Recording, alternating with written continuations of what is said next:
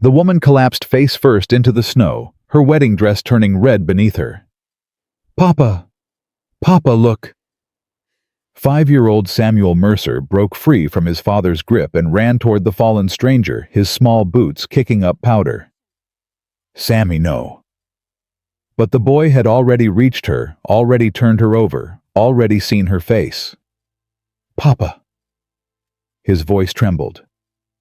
"Papa, she looks like the lady in your picture, the one you hide under your pillow." Elijah Mercer's blood turned to ice. If you're watching from New York to California, from Texas to Montana, stay with me until the very end. Subscribe now and comment your city below so I can see how far this story of loss and redemption travels. Now let me take you back to the winter of 1889, to a snow-covered train platform where everything changed. The December wind cut through Bitter Creek Station like a knife through flesh. Elijah Mercer pulled his collar higher and cursed under his breath. The supply train was late again, and his boy was getting restless. "Papa, I'm cold." "I know, son." Eli crouched down and adjusted Sammy's scarf. "Train'll be here soon. Then we'll get your new boots and head home." "Can we get peppermints too?" "We'll see." The platform held maybe a dozen souls, all of them hunched against the bitter cold. Ranchers waiting for feed shipments. A couple of women clutching parcels. Old Zeke Pruitt sitting on his usual bench whittling something that would never quite become anything. Eli heard the whistle before he saw the smoke.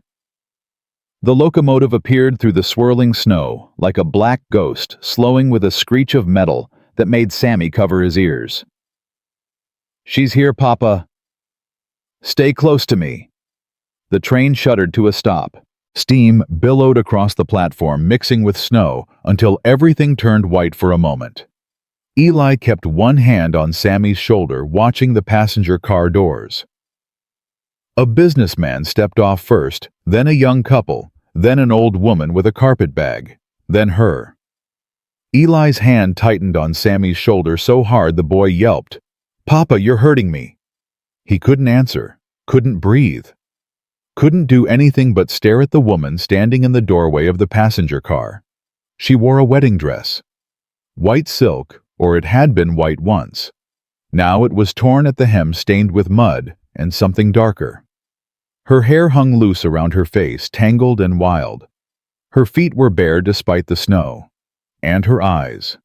God help him, he knew those eyes.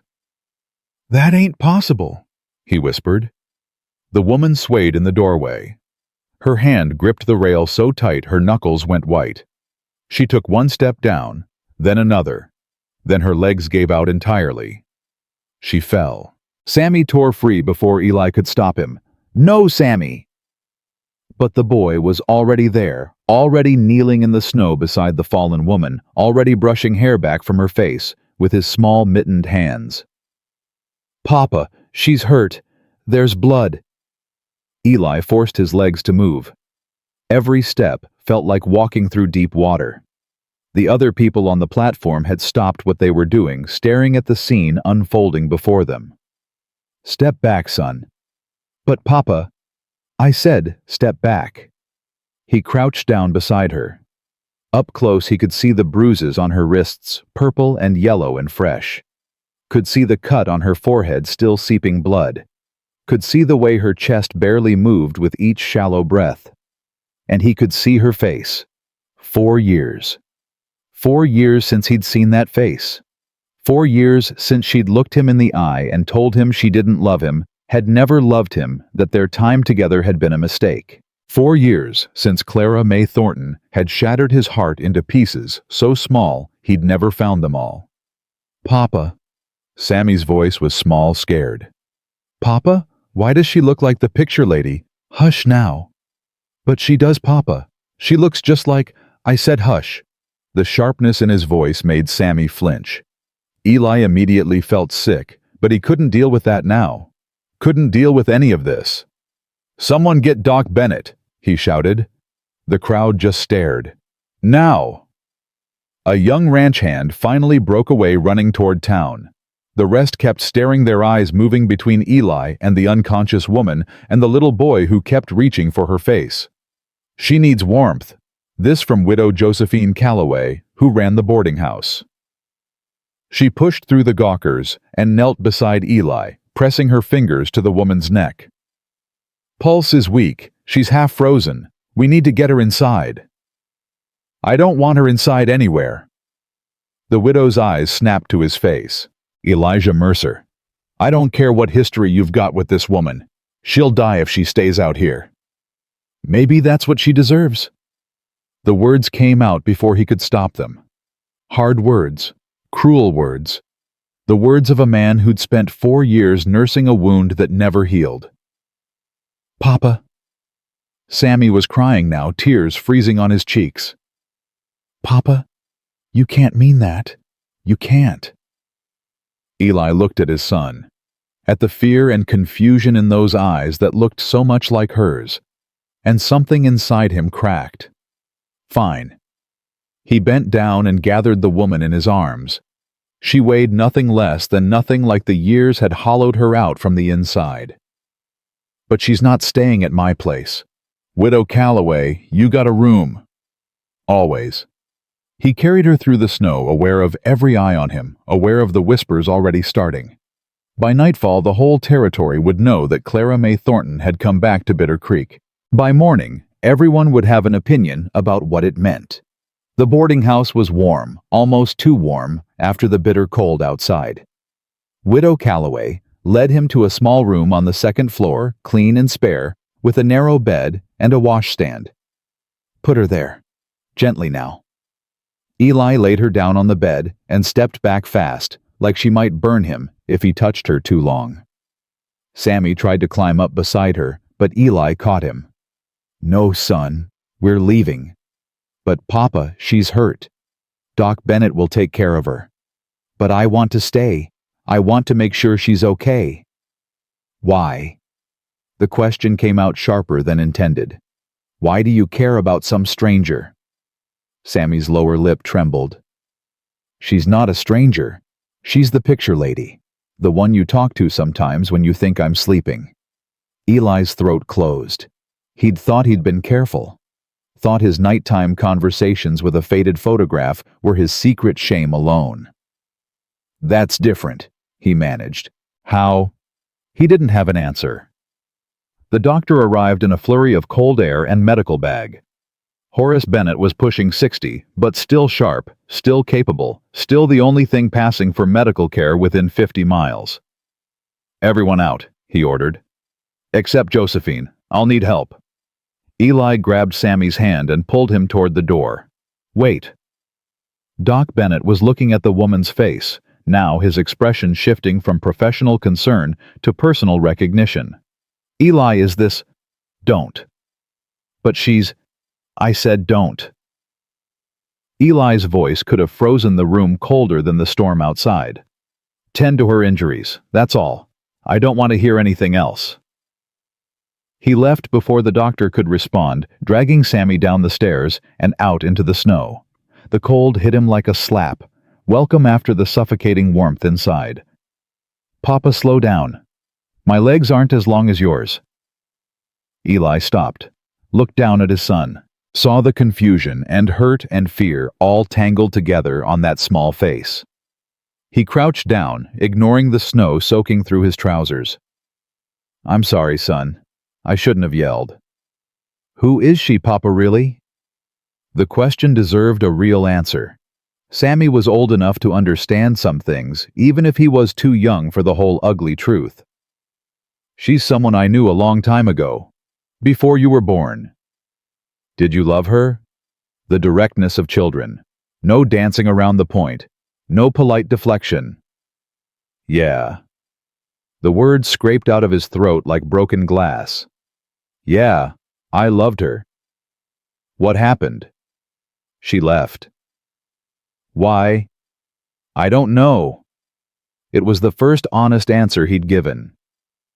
"I've asked myself that question every day for 4 years, son. Never did find an answer that made sense." Sammy was quiet for a moment, processing this the way children do, with that peculiar mixture of acceptance and confusion. "Maybe she'll tell you now," he finally said, "now that she's back." Maybe. But Eli didn't want to hear her explanations, didn't want to hear her excuses, didn't want to hear anything that might make him understand, because understanding meant forgiving, and forgiving meant opening up that wound all over again. They walked back to where their wagon waited, old Zeke Pruitt, watching them with knowing eyes. "Hell of a thing," Zeke said, not asking a question. "Stay out of it, Zeke." "Wasn't planning on getting in." The old man went back to his whittling. "Just saying, hell of a thing is all." Eli loaded Sammy into the wagon and climbed up beside him. The horses were restless from the cold, eager to move. "We're not getting my new boots. We'll come back another day." "But Papa." "Another day, Sammy." The boy fell silent, and Eli hated himself for taking his anger out on his son. But he couldn't stay in town. Couldn't risk running into someone who wanted to talk about what had happened. Couldn't risk his carefully constructed walls crumbling any further. The ride back to the ranch took nearly 2 hours in the heavy snow. By the time they arrived, the light was fading, and both of them were frozen through. Eli got Sammy inside, built up the fire, and heated leftover stew for dinner. Normal things, routine things, things he could do without thinking, without feeling, without acknowledging the earthquake that had just shaken the foundations of his entire life. "Papa?" "Yes, son." "The picture lady. Is she my mama?" The spoon clattered against the bowl. Stew splattered across the rough-hewn table. "What makes you ask that?" "You said she left before I was born. And I don't have a mama. And she looks like me. My eyes are the same color as hers." Eli's hands were shaking. He pressed them flat against the table to stop the trembling. "We're not talking about this." "But Papa." "Not tonight. Not ever. You hear me?" His voice rose despite his best efforts. "That woman is nothing to you. Nothing to either of us. She made her choice 4 years ago, and we've done just fine without her." Sammy's eyes filled with tears, but he didn't argue.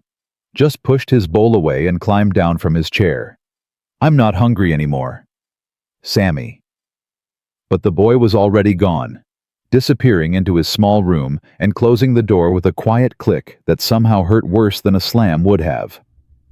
Eli sat alone at the table, staring at his untouched food, wondering how the world could change so completely in the span of a single afternoon.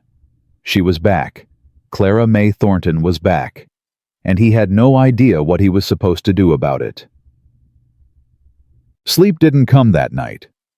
Eli lay in his bed, staring at the ceiling, listening to the wind howl outside and thinking about things he'd promised himself he'd never think about again. He'd met her in Philadelphia, spring of 1884. He'd been 27 years old, flush with cash from a successful cattle sale, feeling like the world was his for the taking. She'd been working in her father's office doing the books, though he'd later learned she wasn't supposed to be there at all. Cornelius Thornton didn't believe in women working, but Clara had a way of doing things she wasn't supposed to do. He'd noticed her eyes first, green as summer grass, bright with an intelligence that most men probably found threatening. He'd found it beautiful. "You're staring," she'd said, not looking up from her ledger. "Sorry, ma'am, didn't mean to offend." "I'm not offended, just observant." She'd finally raised her eyes then, and the impact had nearly knocked him backwards. "You're the rancher from Wyoming Territory." "Yes, ma'am, Elijah Mercer." "Clara Thornton." "Thornton." He'd glanced toward the closed door of her father's private office. As in the name on the building, and on the checks you're hoping to receive. A hint of a smile had played at her lips. "Don't worry. I won't tell Father you were making eyes at his daughter." "I wasn't." "You were. But like I said, I'm not offended." That had been the beginning. Stolen conversations that turned into stolen meetings, that turned into stolen kisses, that turned into a love so consuming, Eli had lost all sense of reason. She'd left Philadelphia with him, packed one small bag, and walked away from everything she'd ever known. They'd traveled to Wyoming Territory by train, then by stagecoach, then by horseback. She'd never complained, not once. They'd married in a tiny church outside Bitter Creek with old Zeke and widow Calloway as witnesses. She'd worn a simple blue dress, and she'd been the most beautiful thing he'd ever seen. For almost a year they'd been happy, really happy. She'd learned to cook on a wood stove, learned to preserve food for winter, learned to handle a rifle. She'd been terrible at first, and then better, and then good enough to bring down a buck from 200 yards. And then she'd gotten pregnant. Eli had been terrified and ecstatic in equal measure. A baby. His baby. Their baby. Sammy had been born in August of 1885 during the hottest summer anyone could remember.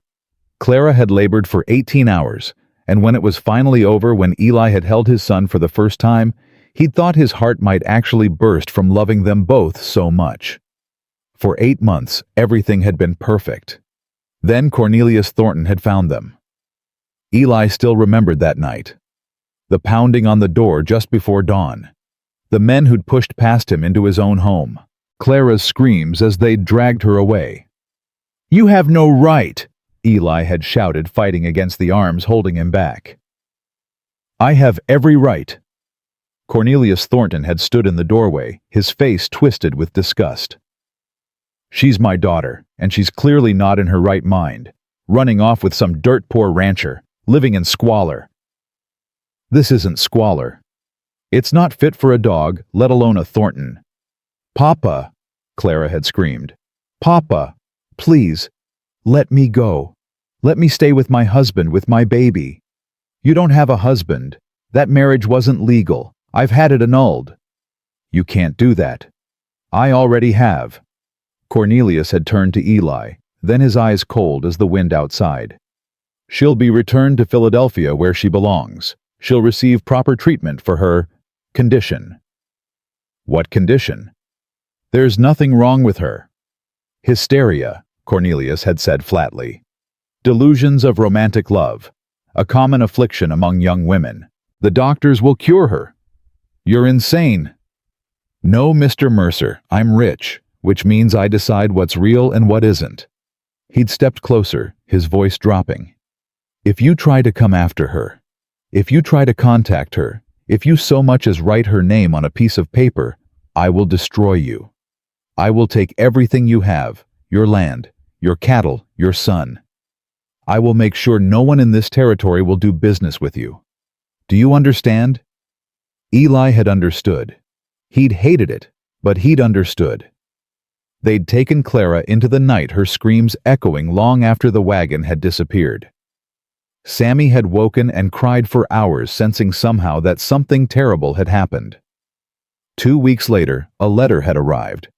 Clara's handwriting, or a close approximation of it.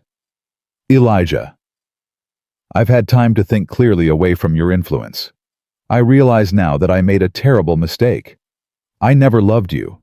I was simply rebelling against my father, and you were convenient. I'm returning to my real life now, the life I was meant for. Please don't try to contact me. For both our sakes, pretend our time together never happened. Clara." He'd read that letter 100 times, searching for some sign that it was a forgery, some proof that the words weren't real. He'd never found any. Over time, he'd convinced himself it was genuine, that she'd been using him all along, that the love he'd thought they shared had been nothing but a rich girl's fantasy, discarded the moment it became inconvenient. It was easier that way. Easier to hate her than to mourn her. Easier to survive. Morning came gray and cold. Eli had maybe slept an hour, maybe less. His eyes felt like sandpaper, and his head pounded from the whiskey he'd drunk sometime around midnight. Sammy was subdued at breakfast, eating his porridge in silence, not meeting Eli's eyes. "Son, I don't want to talk about it, Papa." The words, so adult coming from such a small mouth, cut deep. "We need to check the cattle in the north pasture," Eli said finally. "Storm might have scattered them." "Can I stay home?" "You know the rules. When I work, you work." "Yes, sir." They bundled up and headed out into the cold. The snow had stopped overnight, leaving the world white and hushed. Beautiful if you had eyes to see it. Eli didn't. They'd been riding for about an hour when Sammy suddenly pointed. "Someone's coming." Eli's hand went to his rifle. Out here, unexpected visitors were rarely good news. But as the figure drew closer, he recognized the horse, one of Widow Calloway's, and the rider. He pulled his horse to a stop, his jaw tight. "She's awake." The widow's breath plumed in the cold air. "And she's asking for you." "I don't care." "Elijah?" "I said I don't care. She can ask all she wants. I've got nothing to say to her." The widow's eyes softened with something that might have been pity. "She's asking about Samuel too." Eli's blood ran cold. "She doesn't get to ask about my son." "Your son Eli, he's my son." The words came out fierce, protective. "I've raised him for 5 years. Fed him, clothed him, sat up with him when he was sick. She lost any right to call him hers the day she walked away." Did she walk away, or was she taken? The question hit like a physical blow. "What did she tell you?" "Things that don't sound like the story you've been believing all these years." The widow urged her horse closer. "I'm not saying you have to forgive her. I'm just saying maybe you should hear her out before you make up your mind. I made up my mind 4 years ago." "Then unmake it." Her voice sharpened. "Eli, I've known you since you came to this territory. You're a good man, a fair man. Don't let old pain make you into someone cruel." Eli looked away toward the endless white horizon. "Papa?" Sammy's small voice cut through his thoughts. "Papa, I want to see her." "No." "But—" I said no. "That's not fair." "Life's not fair, son." The words tasted bitter on his tongue. "The sooner you learn that, the better." He kicked his horse forward, not waiting to see if the widow followed. Behind him, he heard Sammy's quiet sobs, and each one felt like a knife between his ribs. But he didn't stop. He couldn't stop. Because stopping meant turning around, and turning around meant seeing her, and seeing her meant he didn't know what it meant, and he wasn't ready to find out. 3 days passed. 3 days of pretending nothing had changed. 3 days of avoiding town. 3 days of Sammy growing quieter and more withdrawn. On the 4th morning, Eli woke to find his son's bed empty. "Sammy?" He checked the outhouse. Empty. The barn. Empty. The chicken coop. Empty. Panic clawed at his throat. "Sammy?" Nothing. Just wind and snow and silence. He saddled his horse with hands that shook. His son was 5 years old, too young to survive alone in this cold for long. He followed the small footprints leading away from the house. They headed east, toward town, toward her. Eli rode faster than was safe, pushing his horse until foam flew from its mouth. The footprints stayed clear in the snow, small and determined, the path of a boy on a mission. He found them at the boarding house. Sammy sat on the edge of Clara's bed holding her hand. She was awake, propped up on pillows, her face pale, but her eyes, those green eyes he'd never stopped dreaming about, locked on the boy like he was the only thing in the world that mattered. "Samuel James Mercer."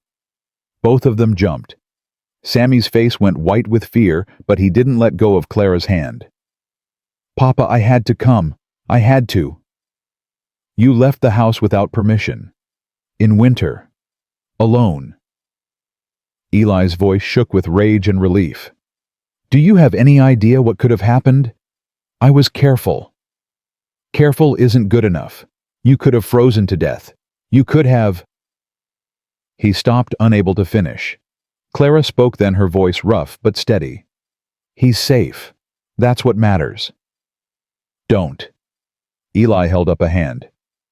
"Don't you dare speak to me about what matters." "Eli." "Don't call me that either. You don't get to use my name like we're—" He couldn't say it. "Sammy, we're leaving. Now." "No." The defiance in his son's voice stopped him cold. "What did you say?" "I said no." Tears streamed down Sammy's face, but his jaw was set with a stubbornness Eli recognized all too well, because it was his stubbornness, his and hers combined in this small, fierce boy. "I'm not leaving until someone tells me the truth." "The truth about what?" "About her." Sammy pointed at Clara. "About why she looks like me. About why you have her picture. About why she's crying when she looks at me like that." Eli looked at Clara, then really looked at her for the first time since she'd fallen off that train. And she was crying, silent tears tracking down her hollow cheeks. "Tell him," she whispered. "Please, Eli. If you ever loved me at all, tell him. You don't get to ask me for anything." "I'm not asking for me." Her voice broke. "I'm asking for him.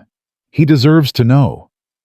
Sammy looked between them, his small face twisted with confusion and hope and fear. "Know what? What do I deserve to know?" The silence stretched, and finally, something inside Eli cracked open. "She's your mother, Sammy, the picture lady. She's your mother." The word hung in the air. Mother. Sammy turned to Clara, his eyes huge. "Is it true? Are you really my mama?" Clara's composure shattered.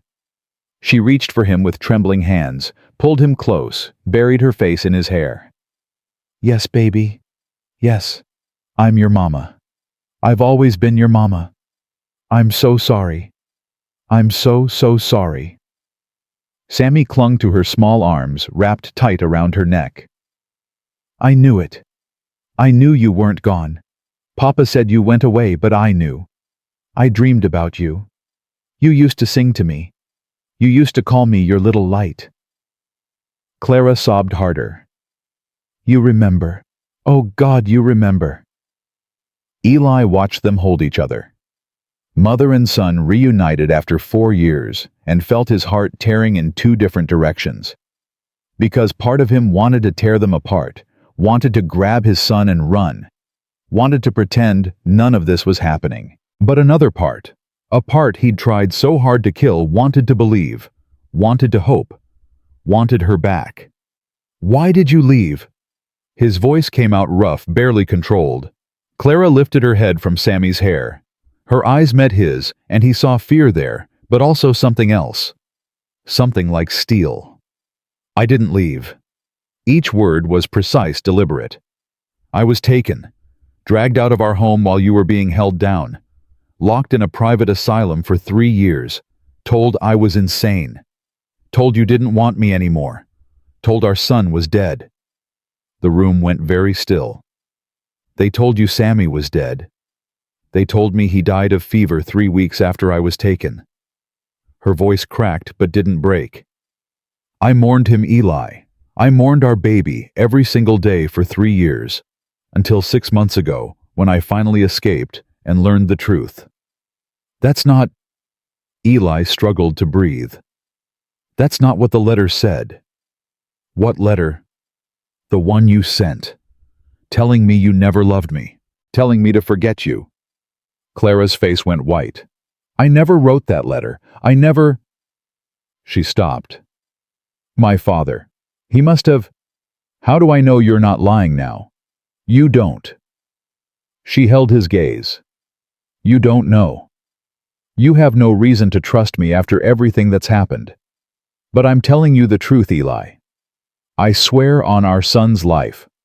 I never stopped loving you. I never stopped fighting to get back to you." Eli wanted to believe her. God, how he wanted to believe her. But 4 years of pain didn't disappear because of a few words spoken in a boarding house room. "Papa," Sammy's voice was small but clear. "Papa, I believe her." "Son." She cried when she said my name. She remembered the songs. "She smells like the perfume bottle you keep in your drawer, the one you think I don't know about."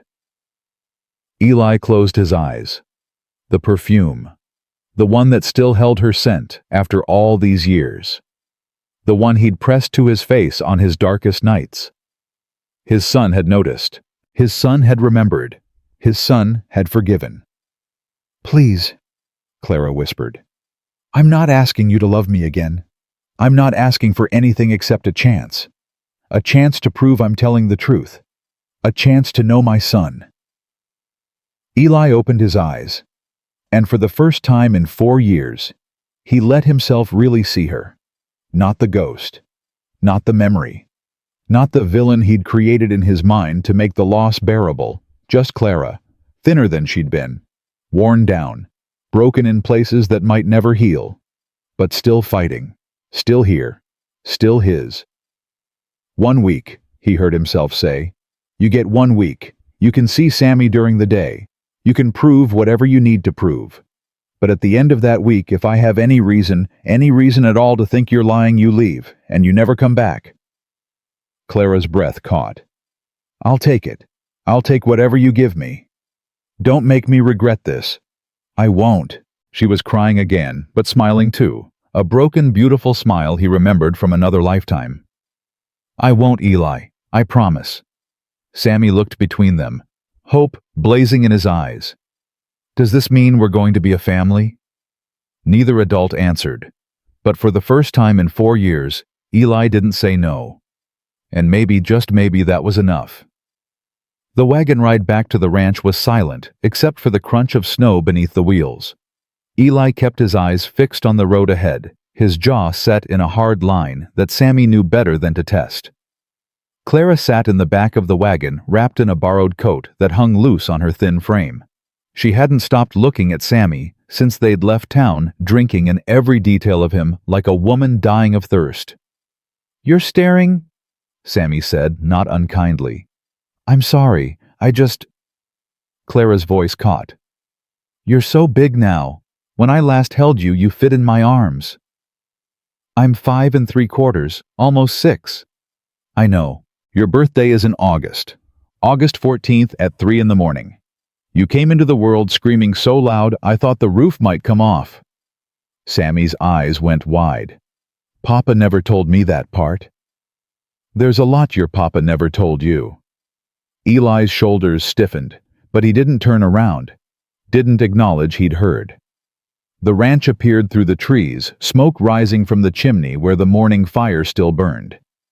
It looked smaller than Clara remembered, rougher, but also more real than anything she'd seen in 4 years. This is home, she asked. This is home, Sammy said proudly. Papa built most of it himself, the barn too, and the chicken coop, but I helped with that part. Did you? I handed him the nails. Clara smiled, and even Eli felt something loosen in his chest at the sound of her quiet laugh. That's very important work, she said. Eli pulled the wagon to a stop and climbed down without a word. He moved to help Sammy, but the boy had already scrambled over the side and was reaching up to help Clara instead. Careful, Mama. The step's icy. Mama. The word hung in the cold air. Eli watched Clara's face crumple and rebuild itself in the space of a heartbeat. Thank you, sweetheart. She took Sammy's small hand and let him guide her down her bare feet from the train now wrapped in bandages and borrowed boots 2 sizes too large. You'll stay in the barn. Both Clara and Sammy turned at Eli's flat pronouncement. The barn, Sammy protested. But Papa, it's cold out there. There's a room in the back. Dry has a stove. It's where the hired hands sleep during roundup. But she's not sleeping in the house, Sammy. Eli finally looked at Clara, his eyes hard. That's not negotiable. Clara nodded quickly. The barn is fine. The barn is more than fine. I've slept in worse places these past months. Something flickered across Eli's face. Curiosity, maybe, or concern, but he crushed it before it could take root. I'll show you where everything is. Then we've got work to do. The cattle in the north pasture need checking. I can help. Eli stopped mid-stride. What? I said I can help.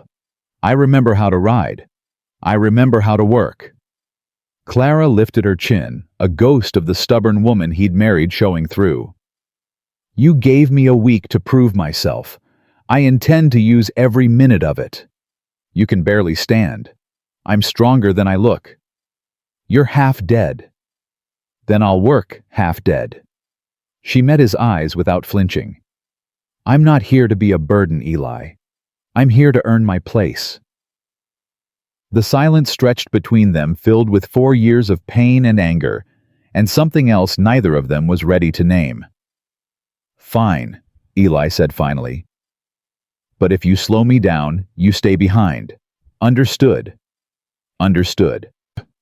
He showed her the barn room, which was small but clean, with a narrow cot and a pot-bellied stove that would keep the worst of the cold at bay. She looked at it like he'd handed her a palace. This is perfect. Thank you.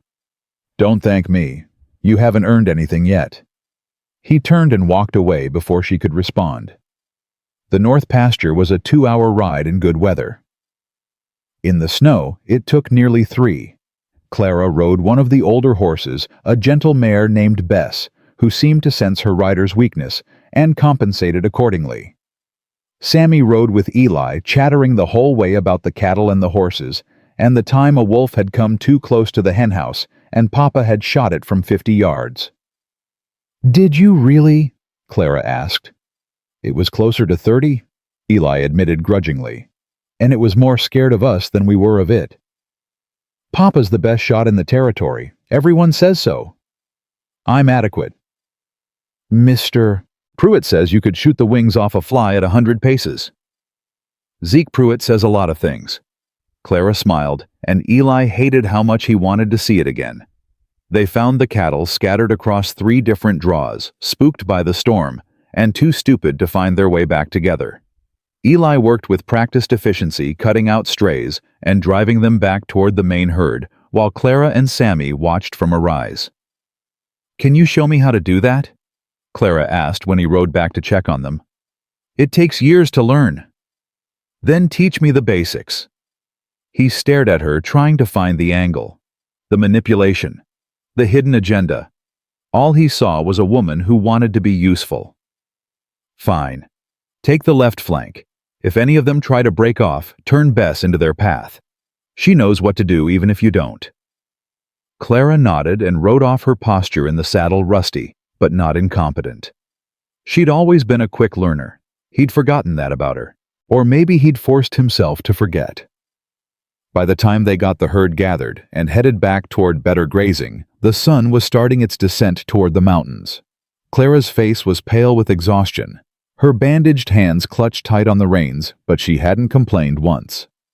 You did good. Eli said the words escaping before he could stop them. Clara's head snapped toward him, surprise evident in her eyes. I mean it. For someone who hasn't ridden in years, you held your own. I had a good teacher. Once. The memory of those early days hit him like a fist to the gut. Teaching her to ride. Teaching her to shoot. Teaching her to survive in a land that didn't forgive weakness. Falling in love with her a little more every single day. That was a long time ago, he said roughly. 4 years, 2 months, 17 days. He looked at her sharply. I counted, she said quietly. Every single day I counted. It was the only way to stay sane. Eli didn't answer. Couldn't answer. Because what could he possibly say to that? They rode back to the ranch in silence, the setting sun turning the snow pink and gold. Sammy had fallen asleep against Eli's chest, worn out from the long day, his small body warm and trusting. He's beautiful, Clara whispered. You've done such a good job with him. He's stubborn as a mule and twice as troublesome. He's perfect. Eli looked down at his son, at the dark hair that was his, and the green eyes that were hers, and the fierce little spirit that belonged to both of them. Yeah, he admitted. He is. That night, after Sammy was in bed and the chores were done, Eli found himself standing at the window looking out toward the barn, where a faint light flickered. She was awake. Reading maybe, or just sitting in the dark, thinking about all the things they hadn't said. He should go to bed.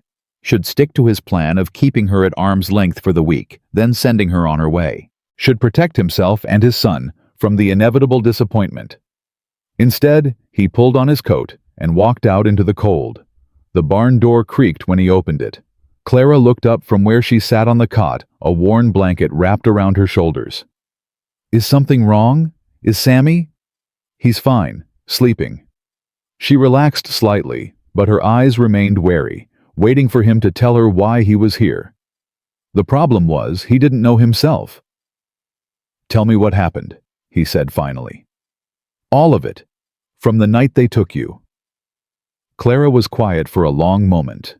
Then she began to speak. "They drugged me.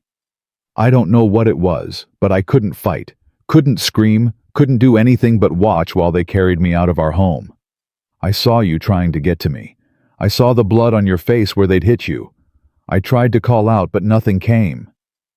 Eli's fists clenched at his sides.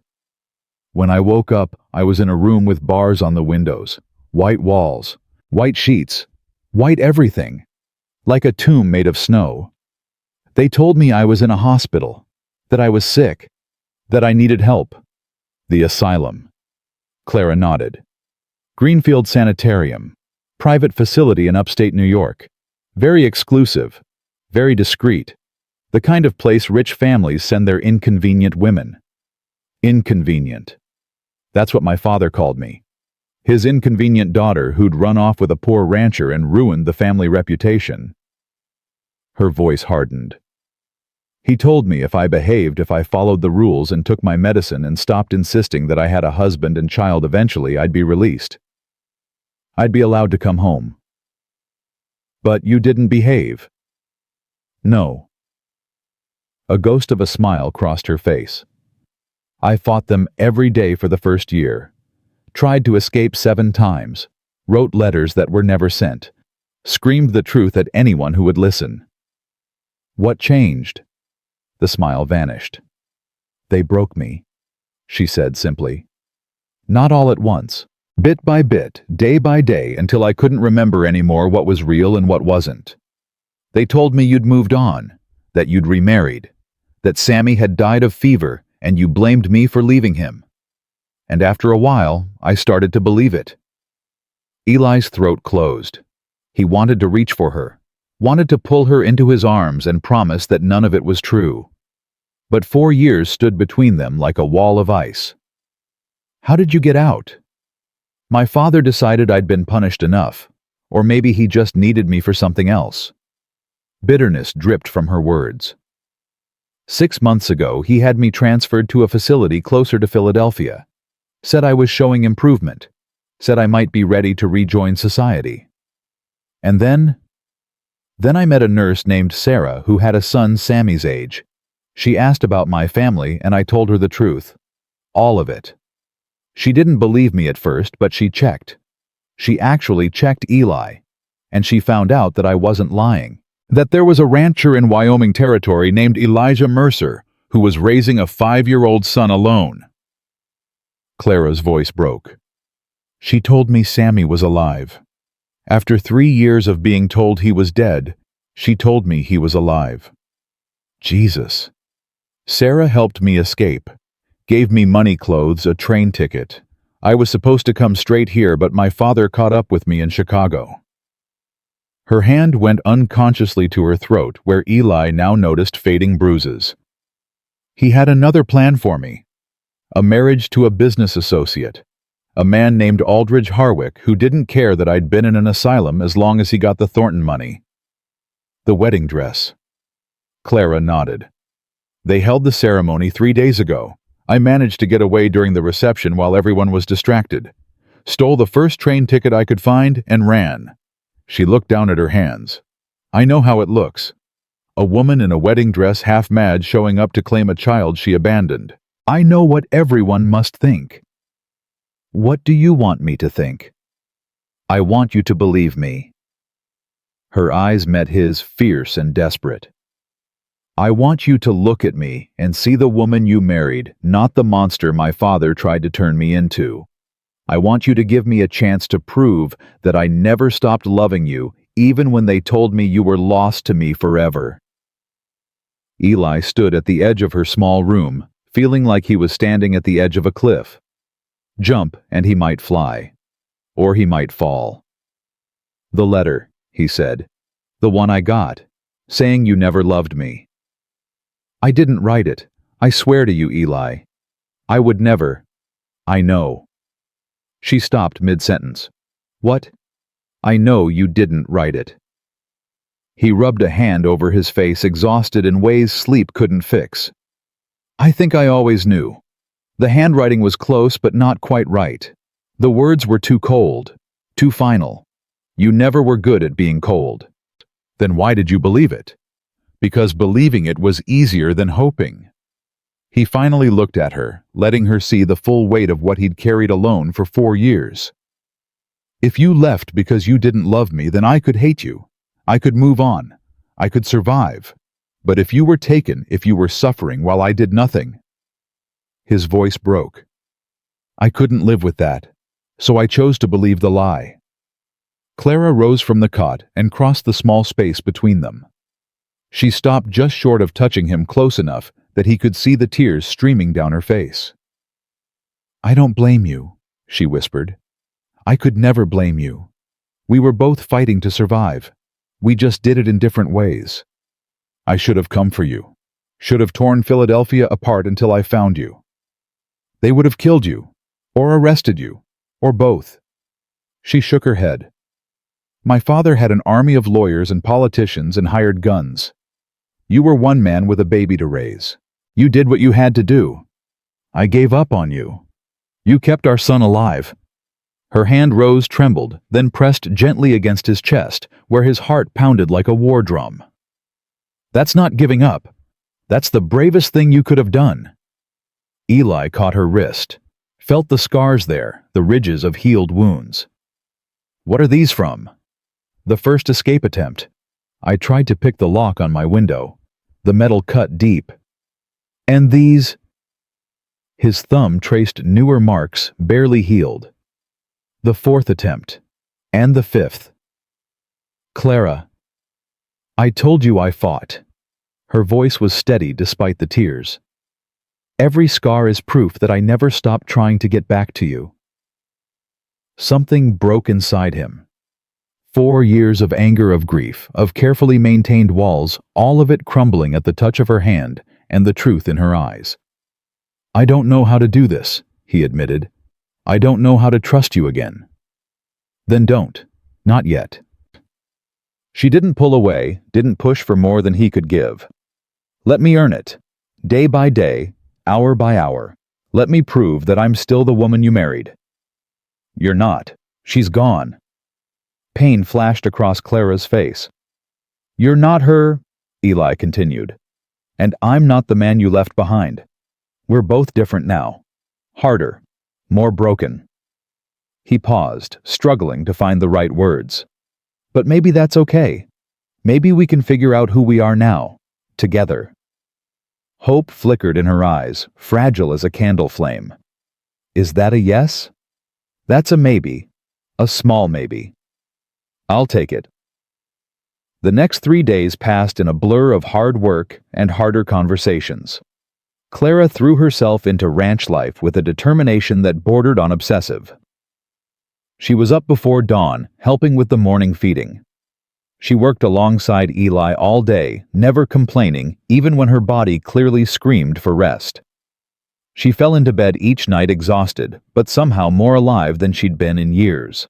Sammy attached himself to her like a shadow, asking endless questions about her life, her favorite color, whether she'd missed him, what stories she knew if she could really shoot a rifle like Papa said she used to.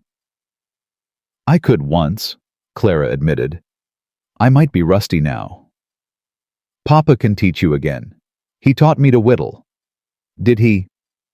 "I'm not very good yet. But Papa says practice makes progress." Clara smiled at the familiar phrase.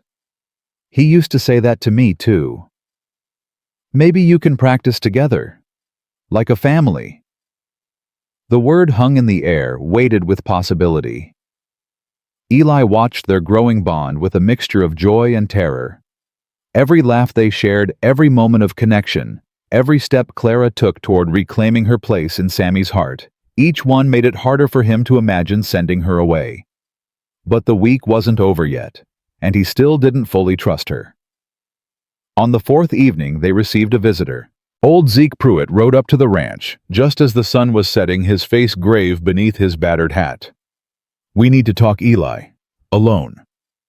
Something in his tone made Clara's blood run cold. "Sammy, go inside and start on your letters," Eli ordered. "But Papa." "Now, son." The boy obeyed reluctantly, casting worried looks over his shoulder as he went. "Clara, you should hear this too," Zeke said. "It concerns you more than anyone." The three of them stood in the dying light, breath misting in the cold air. "Got word from the telegraph office in Laramie," Zeke began. "Friend of mine runs it. Owes me a favor or two." He pulled a folded paper from his coat. "3 men arrived on the noon train yesterday, asking questions about a woman matching your description, ma'am, calling her mentally unstable, saying they're authorized to bring her back to her family." Clara's face went white. "How long until they reach Bitter Creek?" "Tomorrow. Maybe the day after, depending on the weather." Eli's hand moved instinctively to the rifle slung across his back. "She's not going with them." "Eli," Clara started. "I said no." His voice was steel. "I don't care who they are or what papers they carry. You're not leaving with anyone unless you choose to." "They'll have the law on their side. My father's lawyers can make documents say anything he wants." "Then we'll fight the law." "You could lose everything. The ranch, Sammy, your freedom." "You let me worry about what I'm willing to lose." Zeke cleared his throat. "There might be another way. I've got some friends in Cheyenne. Good men. Connected men. If we can get the real story out, get it documented proper, maybe we can fight fire with fire." "What kind of friends?" "The kind that don't much care for rich men from back east, thinking they can buy justice." Zeke's eyes glinted. "Wyoming Territory's about to become a state. Lots of people invested in making sure it starts off right. Clean, fair, not beholden to railroad money and industrial tycoons. Can you get them here in time?" "I can try. But Eli, you need to be prepared.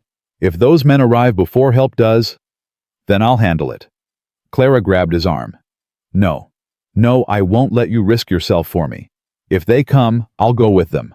I'll figure out another way to escape." "You're not going anywhere." "Eli, please." 4 years. His voice cracked.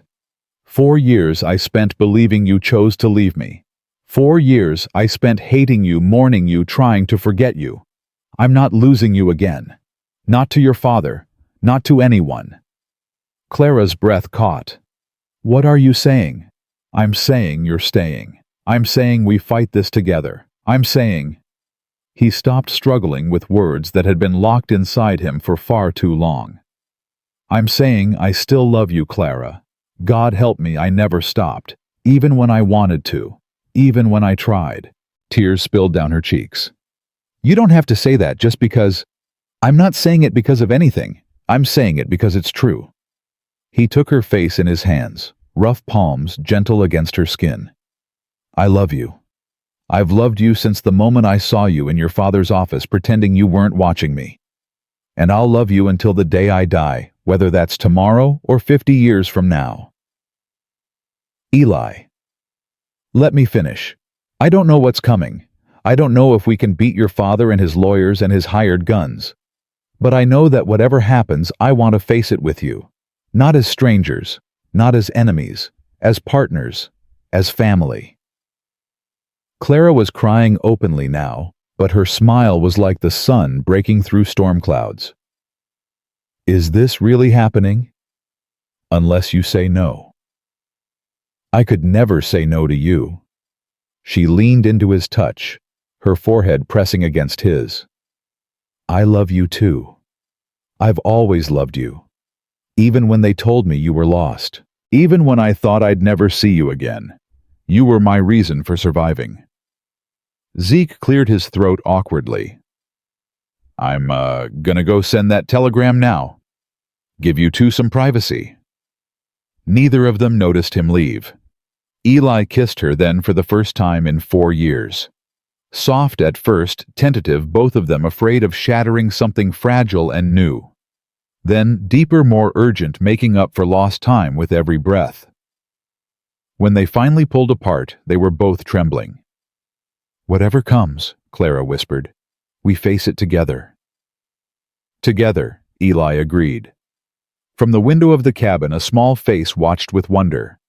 Sammy didn't understand everything he'd seen or heard, but he understood enough. His mama was home, his papa was happy, and no one was going to take that away from them, not ever. The kiss still burned on Clara's lips when Eli pulled away, his eyes dark with a mixture of fear and determination she hadn't seen since the night they'd first run away together. "We need to prepare," he said, his voice rough. "If those men are coming tomorrow, we don't have much time." "What kind of preparation?"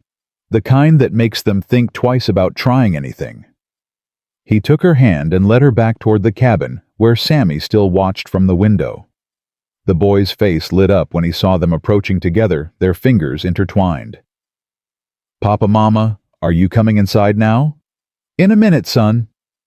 Eli stopped at the door, turning to face Clara. "I need you to understand something. What happens next might get ugly. Those men won't care about the truth. They'll have papers, authority, maybe even guns. Are you sure you want to stand and fight? I've been running for 6 months. Before that, I was trapped for 4 years. Clara's jaw set with the same stubborn determination he remembered from their early days. "I'm done running. I'm done being trapped.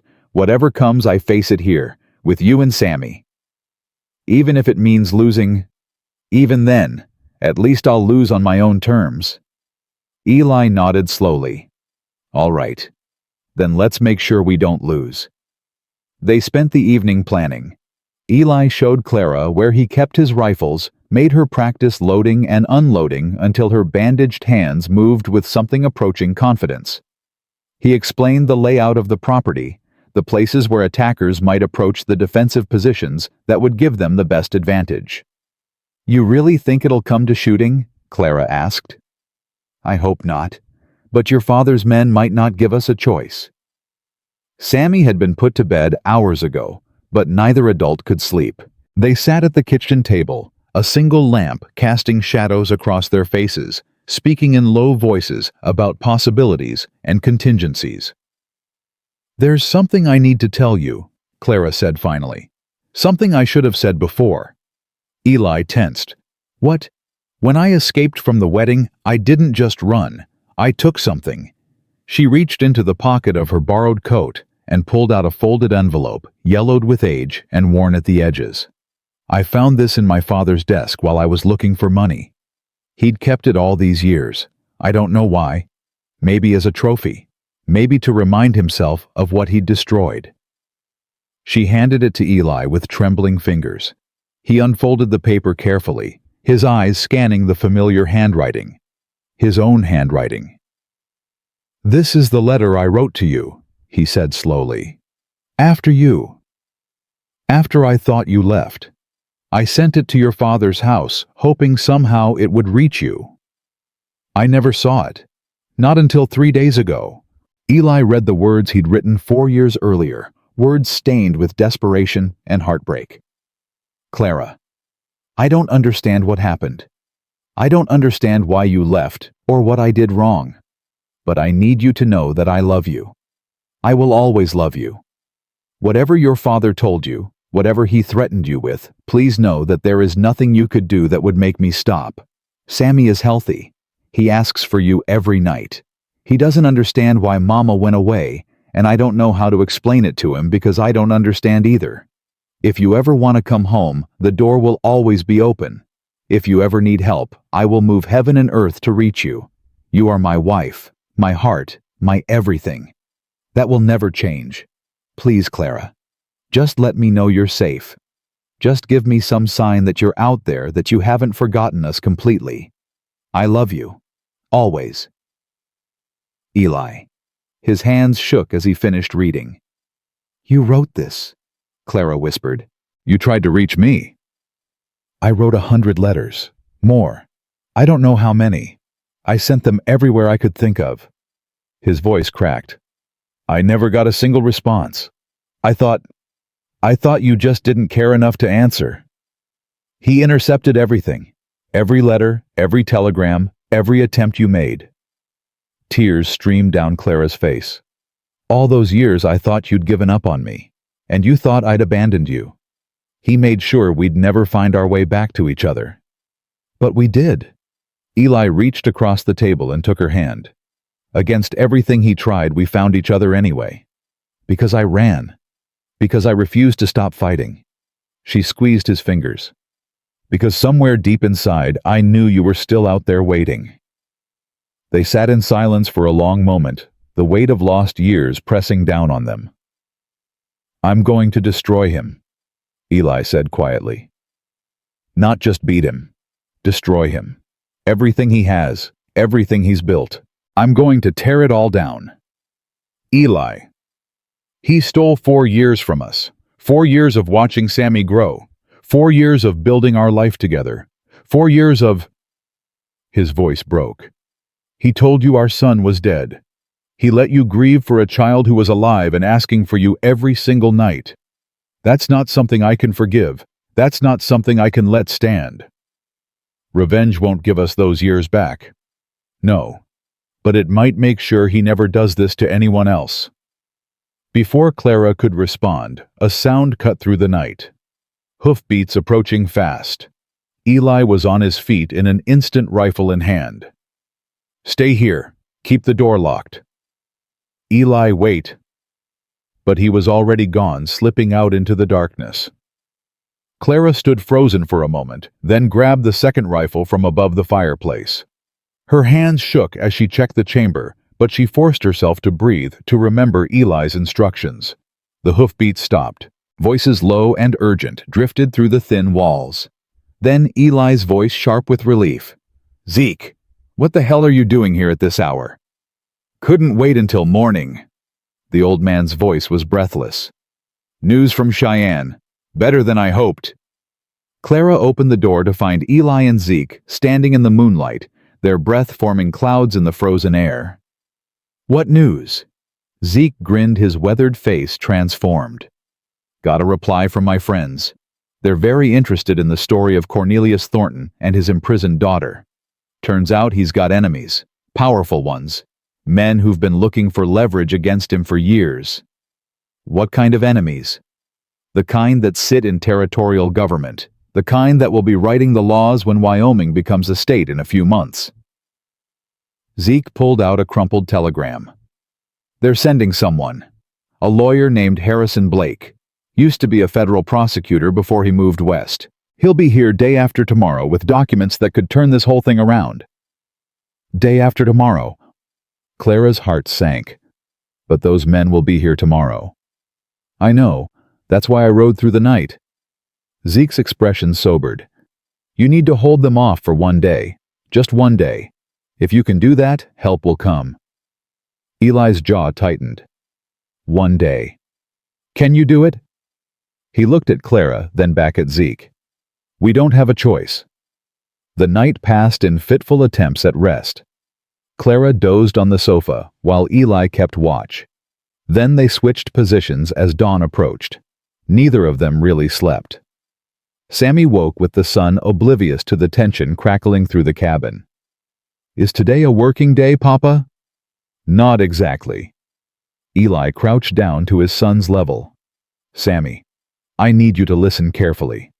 Some men might come to the ranch today. Bad men. The boy's eyes went wide. Like the wolf that came to the henhouse. Something like that. I need you to stay inside with Mama. No matter what you hear outside, no matter what happens, you stay with her and you don't come out until I say it's safe. Can you do that? Are you going to shoot them? I hope I won't have to. But if you do... Eli's throat tightened. Then I'll do whatever it takes to keep you and Mama safe. That's my job. Your job is to be brave and do what I say. Deal? Sammy nodded solemnly. Deal. They ate breakfast in near silence. Clara kept glancing toward the window, watching the road that led from town. Eli checked and rechecked his rifles, his movements methodical and precise. The waiting was the worst part. Hours dragged by with no sign of approach. Every distant sound made them jump. Every shift in the wind felt like a warning. It was mid-afternoon when Sammy spotted them first. "Papa, riders!" Eli moved to the window. 3 men on horseback moving slowly but deliberately toward the ranch. They wore city clothes that looked wrong against the snow-covered landscape, and even from a distance, Eli could see the glint of metal at their hips. "Get in the back room," he told Clara. "Take Sammy, lock the door. I'm not hiding while you face them alone." "Clara." "No." She grabbed his arm, her eyes fierce. "We said together, I meant it. You're in no condition to. I survived 4 years in hell. I can survive this." She picked up the second rifle. "Besides, if they see me, they'll know I'm not hiding. They'll know I'm not afraid." "Are you afraid?" "Terrified." She smiled grimly. "But I'm done letting fear make my choices." Eli stared at her for a long moment, then nodded. "Sammy, go to your room. Lock the door. Don't come out." "But Mama said—" "I'll be fine, sweetheart." Clara knelt and kissed his forehead. "Go. Be brave for me." The boy went casting worried looks over his shoulder until his door closed. Eli and Clara stepped out onto the porch together, rifles held low but ready. The riders were close enough now to see their faces. The leader was tall and narrow, with the cold eyes of a man who'd done ugly things and slept well afterward. The other two were broader, harder, the kind of muscle you hired when you expected trouble. "Mrs. Crane," the leader's voice carried across the snow. "We're here to escort you home." "My name is Clara Mercer," she called back, "and I am home." The man's expression didn't change. "Your husband is very worried about you. Your father, too. They just want you to get the help you need." "Aldridge Harwick is not my husband. The ceremony was performed under duress, and my father can rot in hell." "Ma'am, I understand you're confused. The doctors warned us this might happen. But if you'll just come with us peacefully." She said no. Eli's voice cut like a blade. "I suggest you listen." The leader's eyes shifted to Eli, assessing. "This doesn't concern you, sir." "The hell it doesn't. That's my wife you're trying to take." "According to the legal documents I'm carrying, she's the wife of Aldridge Harwick and has been declared mentally incompetent by qualified physicians." The man patted his coat pocket. "I have full authority to return her to her family's care." "I don't care what papers you have. She's not going anywhere." The 2 men behind the leader shifted hands, moving toward their guns. Eli's rifle came up smoothly, not pointing at anyone yet, but ready. "I wouldn't," he said quietly. "I've been shooting since I was 5 years old. By the time your boys clear leather, I'll have put bullets in all 3 of you. You'd kill 3 men over a woman. I'd die for her. Killing's easier." The standoff stretched tension thick enough to taste. "We don't want trouble," the leader said finally. "We're just doing our job." "Then your job just got a lot harder." Clara stepped forward, her rifle steady despite her shaking hands. "I'm not the confused little woman your employers described. I'm not insane. I'm not incompetent. I'm a mother who was stolen from her child, a wife who was torn from her husband, and I have spent the last 4 years fighting to get back to them." She pulled something from her pocket, the letter Eli had written, now unfolded and visible. "This is proof that my husband never abandoned me, that he searched for me, that he loved me through everything." Her voice rose. "I have more proof. Letters my father intercepted, records from the asylum showing I was held without legal commitment papers, testimony from staff who were paid to keep me drugged and silent." The leader's expression flickered the first crack in his professional composure. "In 2 days, a lawyer from Cheyenne will arrive with enough evidence to destroy Cornelius Thornton, your employer, the man paying your salary." Clara stepped closer still, So here's your choice. You can try to take me by force and face murder charges when the territorial authorities arrive. Or you can ride back to wherever you came from and tell my father that his daughter is done being his prisoner." Silence fell. The leader looked at his men, then back at Clara and Eli. "We'll be back," he said finally. "With more men, with the sheriff, with legal force. You do that." Eli's rifle didn't waver. "And when you come back, you'll find the same answer. She stays, we fight, and your employer learns that some things can't be bought." The men turned their horses and rode away, moving faster than they'd come. Clara's knees buckled the moment they disappeared from sight.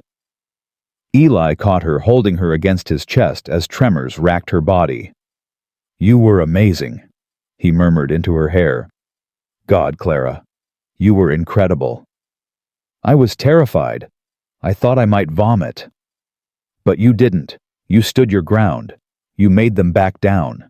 "They'll be back," you heard him. "Then we'll be ready." Sammy's door burst open and the boy came running, throwing himself at both of them. "Are they gone? Did you win?" "We won the first round," Eli said, scooping him up. "But the fight's not over yet." "When will it be over?" Clara touched her son's cheek, marveling at the miracle of him. "Soon, sweetheart. Soon we'll be safe, and we can just be a family. Promise." She looked at Eli, saw the same determination in his eyes that she felt in her own heart. "I promise. Whatever it takes, I promise." That night the storm hit. It came without warning, a wall of white that swallowed the world whole. Wind howled around the cabin, shaking the walls, driving snow through every crack and crevice. Eli worked frantically to secure the animals, coming back frostbitten and exhausted. Clara kept the fire burning, kept Sammy calm, kept herself from falling apart. And then, just before midnight, Sammy started coughing. At first it seemed like nothing. A tickle in his throat, a bit of congestion from the cold. But as the hours passed, the cough grew deeper, wetter, more frightening. By dawn, he was burning with fever. "No." Clara pressed her hand to his forehead, feeling the heat radiating off him. "No, no, no." "How bad?" Eli's face was gray with exhaustion and fear. "Bad. We need a doctor." "There's no getting to town in this storm. We'd die before we made it halfway." "Then what do we do?" Eli closed his eyes, searching his memory for everything he'd learned about childhood illness in 5 years of raising Sammy alone. Cool cloths for the fever, honey water to keep him hydrated, steam to help him breathe. He opened his eyes. And pray. The next 12 hours were a waking nightmare. Sammy drifted in and out of consciousness, his small body racked with chills and coughing fits. Clara held him through it all, singing songs she hadn't sung in 4 years, whispering promises she desperately hoped she could keep. "Mama." His voice was barely a whisper. "Mama, am I dying?"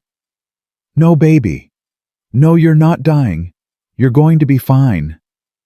I heard Papa say people die from fever sometimes." "Not you. Never you." She pulled him closer, her tears falling into his hair. "I lost you once. I won't lose you again. Do you hear me? I won't let it happen. You came back. I did. I knew you would." His eyes fluttered closed. "I dreamed about you. Every night. I dreamed you'd come home." Clara's heart shattered into 1,000 pieces. "I'm here now. I'm not leaving. Promise. I promise, sweetheart. I promise on my life." She stayed by his bed through the night, through the storm, through hours that felt like years. Eli brought water and cloths and honey tea, but mostly he just sat beside her, his hand on her shoulder, his presence a silent anchor. Sometime after midnight, the fever peaked. Sammy's body convulsed, his temperature spiking so high that Clara screamed for Eli to do something, anything. They stripped off his nightshirt and wrapped him in wet cloths, forcing cool water past his cracked lips, praying to a God neither of them was sure was listening. And then, as the first gray light of dawn crept through the window, the fever broke. Sammy's breathing eased. His temperature dropped. The color began returning to his cheeks. He opened his eyes. "Mama, why are you crying?" Clara couldn't answer. Could only hold him, rock him, thank God and fate, and whatever forces had kept him safe. "You're okay," she finally managed. "You're going to be okay." "My throat hurts." "I know, baby, but you're going to be fine." Eli knelt beside them, his eyes red-rimmed. "You scared us, son." "Sorry, Papa." "Don't be sorry. Just don't do it again." The three of them sat tangled together as the sun rose, as the storm finally began to fade, as the nightmare slowly released its grip. "I love you," Sammy said sleepily. "Both of you. I love you so much." Clara and Eli looked at each other over their son's head. "We love you too," Clara whispered. "More than anything," Eli added. And for the first time since she'd fallen off that train, Clara truly believed they were going to make it. Whatever came next, they would face it together, as a family. Sammy slept through most of the following day, his small body recovering from the fever that had nearly claimed him. Clara refused to leave his side, dozing in the chair beside his bed, waking at every cough or movement. Eli kept watch by the window rifle across his knees, eyes fixed on the road. The storm had passed, leaving the world buried under fresh snow. Beautiful if you had the heart to appreciate it. Eli didn't. All he could think about was the promise those men had made. "We'll be back." "You should rest," Clara said softly, appearing at his shoulder. "Can't." "Eli, you've been awake for 2 days." "And I'll stay awake until I know we're safe." He didn't take his eyes from the window. "How's Sammy?" "Better. His fever's gone. He's asking for food." "That's good. That's real good." Clara's hand settled on his shoulder, warm through his shirt. "Harrison Blake should be here today. Zeke said day after tomorrow, and that was yesterday." If the storm didn't delay him. It didn't delay those men. Eli finally looked at her, seeing the fear she was trying to hide behind a brave face. "They won't touch you. I swear to God, Clara, they won't lay a finger on you." "I'm not worried about me." "Then what?" "I'm worried about what happens if you have to kill someone to protect us." Her voice dropped. "I'm worried about what that would do to you, to Sammy, to our chance at a normal life." "There's no normal life if you're not in it." "Eli, I mean it." He stood, setting the rifle aside, and took her face in his hands. "4 years ago, I let them take you because I thought I had no choice. Because I thought fighting back would get me killed and leave Sammy alone. I was wrong. I should have fought. Should have died trying if that's what it took. You would have died, and Sammy would have grown up with no parents at all. Maybe, but at least he wouldn't have grown up with a father who surrendered." Eli's jaw tightened. "I won't make that mistake again. Whatever happens today, I fight. And if I go down swinging." Before Clara could respond, Sammy's voice drifted from the bedroom. "Mama, Papa, I'm hungry." Clara managed a smile. "Coming, sweetheart." She went to tend to their son, and Eli returned to his vigil by the window. An hour later they came. Not 3 men this time. 6. And behind them a carriage that looked wildly out of place against the snow-covered landscape. Clara. Eli's voice was steady, but his hand had already found the rifle. "Get Sammy into the back room. Now." She didn't argue, just gathered their son and disappeared into the small storage room at the rear of the cabin where the walls were thick and a locked door might buy precious minutes if everything went wrong. Eli stepped onto the porch rifle, held openly, not threatening, but not hiding either. The rider stopped at the edge of his property. The carriage door opened, and Cornelius Thornton stepped out. He looked older than Eli remembered, grayer, more stooped. But his eyes held the same cold calculation, the same absolute certainty that money and power could buy anything. "Mr. Mercer." His voice carried across the snow. "I believe we have business to discuss." "We have nothing to discuss. Get off my land." "I'm afraid I can't do that." Thornton moved closer, flanked by two of his hired men. "You have something that belongs to me. Your daughter isn't property. She's mentally ill, legally incompetent, in need of care that you cannot provide. She's the sanest person I've ever known. And the bravest." Thornton's lip curled. "You've been deceived, Mr. Mercer. Clara has always been skilled at manipulating men. It's a symptom of her condition." "Her condition?" Eli's voice dripped contempt. "You mean the condition you invented to control her? The condition you used to lock her away for 4 years? I did what was necessary to protect my daughter from her own poor judgment, running off with a penniless rancher, living in squalor, producing a child out of wedlock. We were married. A ceremony performed by some backwoods preacher with no legal standing. I had it annulled before the ink was dry. That's not how the law works. I decide how the law works." Thornton's patience was clearly thinning. "I have lawyers, judges, politicians in my pocket. I could crush this entire territory if I chose to. One man with a rifle is nothing to me." "Then why are you here yourself?" The question stopped Thornton mid-stride.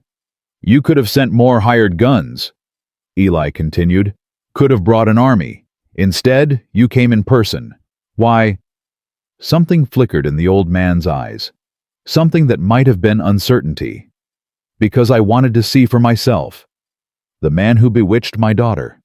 The man who turned her against her own family. I didn't turn her against anyone. She made her own choices. She was a child. She didn't know what she wanted. She was 23 years old, and she wanted to be loved, respected, treated like a person instead of a possession." Eli's grip tightened on his rifle. "I gave her that. You tried to take it away. That's the only difference between us." Thornton's face reddened with anger. "You know nothing about what I've done for her. The sacrifices I made. The plans I had. Plans that had nothing to do with her happiness. Plans that were about your money, your power, your legacy." Eli stepped forward, his voice rising. "You didn't lose a daughter 4 years ago. You lost a bargaining chip. That's what this is really about, isn't it? You needed her for some business deal, some merger, and when she ran, you had to get her back. That's Aldridge Harwick." The name landed like a blow. "Your business partner, the man you sold her to in exchange for what railroad shares mining rights." Thornton's silence was answer enough. "She told me about him, about the wedding, about how she was drugged and dragged to the altar while your men held her down." Eli's voice shook with fury. "You did that to your own daughter, your own flesh and blood. It was for her own good. It was for your good. It's always been about you." The front door of the cabin opened. Both men turned. Clara stood on the porch, pale but steady, her chin lifted in defiance. "Clara, get back inside." "No." She walked forward until she stood beside Eli close enough to touch. "I'm done hiding. I'm done being afraid." Thornton's eyes narrowed. "Clara, darling, you're not well. Let me help you. Help me." Her laugh was bitter. "You locked me in an asylum for 4 years. You told me my son was dead. You forced me to marry a man I'd never met." She stepped closer to her father, her voice rising. "That's not help. That's torture. Everything I did was to protect you from what? From a man who loved me. From a life I chose. From the happiness I found without your permission. From your own foolishness." Thornton's composure finally cracked. "You threw away everything. Your position, your future, your family name for what? A dirt farmer, a shack in the middle of nowhere. For love. Something you've never understood. Love." He spat the word like a curse. "Love doesn't pay bills. Love doesn't build empires. Love doesn't. Love doesn't imprison people. Love doesn't lie. Love doesn't destroy. Clara's voice broke, but she kept going. Mama loved you and you worked her to death. I loved you and you locked me away. Is there anyone in your life you haven't ruined? The question hung in the frozen air. Thornton's face went through a series of expressions, anger, denial, and for just a moment, something that might have been pain. Your mother understood duty. She understood sacrifice. My mother died trying to give you more sons because you couldn't accept that a daughter was enough. That's not 3 miscarriages, 3. And you kept pushing her, kept demanding until her body simply gave out. Tears streamed down Clara's face, but her voice never wavered. I was 12 years old when I watched her die. And do you know what her last words were? Thornton said nothing. She said, take care of your father. He doesn't know how to love, but he needs it anyway. Clara's voice dropped to a whisper. I tried. God help me, I tried for years. But you can't love someone who only sees you as a means to an end. The silence that followed was deafening. Then from the road, the sound of approaching horses. Everyone turned. A group of riders was coming fast, maybe a dozen of them led by a man in a black coat with a leather satchel across his shoulder. That'll be Harrison Blake, Eli said quietly, the lawyer from Cheyenne. Thornton's hired men shifted nervously. Their employer's face had gone pale. This isn't over, he said. Yes, it is. Clara's voice was steady now. Whatever power you have back east, it doesn't reach here. Wyoming territory isn't your kingdom. These people aren't your subjects, and I am not your property. The riders arrived in a flurry of snow and stamping hooves. Harrison Blake dismounted first, a tall man in his 40s with sharp eyes, and the bearing of someone who'd spent years fighting battles in courtrooms. Cornelius Thornton. His voice carried authority. I have a warrant for your arrest. On what charges? False imprisonment, fraud, conspiracy to commit kidnapping. Blake pulled a sheaf of papers from his satchel. And as of this morning, a dozen counts of witness tampering. Seems some of your employees at Greenfield Sanitarium had a sudden attack of conscience. Thornton's face went gray. Those charges will never hold up in court. Maybe, maybe not. But they'll hold up long enough for a full investigation. Long enough for all your victims to tell their stories. Long enough for the newspapers to hear about the wealthy industrialist who locked up his own daughter. Blake smiled coldly. By the time we're done, you won't be able to buy a cup of coffee in Philadelphia, let alone a judge. I'll have your license. I'll destroy you. Men more powerful than you have tried. Blake turned to his deputies. Take him into custody. The rest of these men too pending questioning. What happened next was almost anticlimactic. Thornton's hired guns, seeing themselves suddenly outnumbered and facing legitimate authority, surrendered without resistance. Thornton himself stood frozen for a long moment, his eyes fixed on Clara. You've destroyed everything I built. No, Father. Her voice was quiet. You did that yourself. I'm just finally free of the wreckage. They led him away. Clara watched until the carriage disappeared down the road, until the last rider faded into the distance. Then her knees buckled. Eli caught her before she hit the ground. I've got you. I've got you. Is it really over? The hardest part is, the rest is just paperwork. She laughed a broken sound that turned into sobs. Paperwork. 4 years of hell, and it ends with paperwork. Would you prefer a shootout? Maybe a small one, for dramatic effect. Eli held her close, feeling her shake in his arms. You were amazing, standing up to him like that. I was terrified. That's what makes it amazing. He pulled back enough to see her face. I'm proud of you.